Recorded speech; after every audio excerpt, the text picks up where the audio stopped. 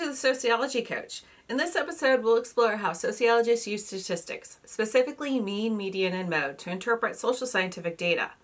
We'll use U.S. divorce rates as our example, and by the end, you'll be able to think more critically about what these numbers really mean.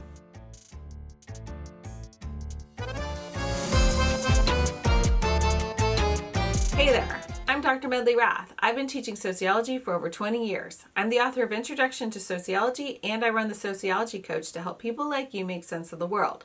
Let's dive in. Before we get into the numbers, let's talk about why it's important to think critically about social scientific data. Sociologists don't just look at numbers, they interpret what those numbers mean for society. Today we'll focus on measures of central tendency, which are mean, median, and mode. These are the three main ways to describe the average or typical value in a data set. Each tells us something different about the data. Sociologists use these measures to summarize complex information and spot patterns. We are going to do some calculations in this episode, so grab a piece of paper and a pencil to follow along. We will use the data on this slide to calculate the mean, median, and mode for the U.S. divorce rate across regions. So copy down these numbers: 6, 6, 6, 7, 8, 8, 8, 9, and 9. Don't forget to check out my website for the study resources that match this episode. They'll help you really make sense of what we covered today. Check for that link in the description. Let's start with the mean. The mean is calculated by adding all the numbers in a data set and dividing by the number of cases. If we add up the divorce rates from 9 regions, so 6, 6, 6, 7, 8, 8, 8, 9, and 9, and divide by 9, we get 7.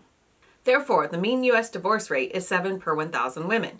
This gives us a sense of the overall level, but it's important to look to see if the average changes if calculated differently.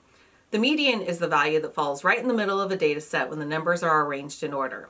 It's especially useful when there are outliers that could skew the mean, or make the average appear larger or smaller than is typical. In our example, the median divorce rate is 8, which is close to the mean of 7, suggesting there aren't extreme outliers in this data. In other words, it does not appear that any region of the country has many more or less divorce than other regions. Next, let's talk about the mode, which is the value that appears most often.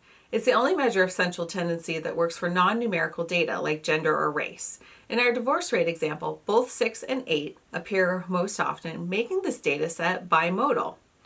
Let's summarize what we've learned about these measures. The mean divorce rate is 7, the median is 8, the modes are 6 and 8.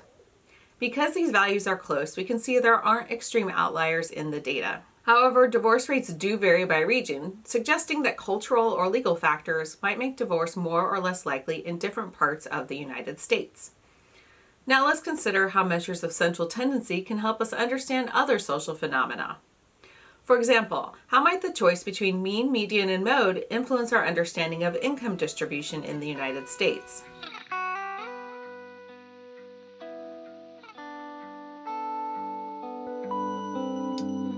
Each measure can highlight or obscure important patterns in the data, and sociologists might prefer one over another when analyzing income data. The choice between mean, median, and mode can significantly affect how we interpret income distribution.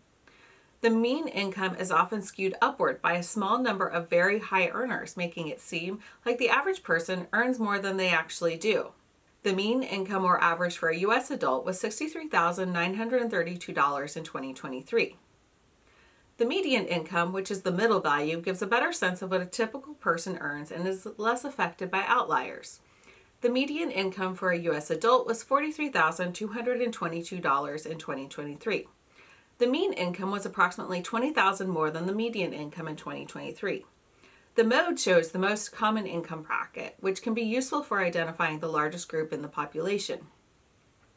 Sociologists often prefer the median when analyzing income inequality because it provides a clearer picture of the typical experience and highlights the gap between the wealthy and the rest of the population. In short, there are several ways to measure the average. It is important to understand all three to fully grasp what average means in everyday life.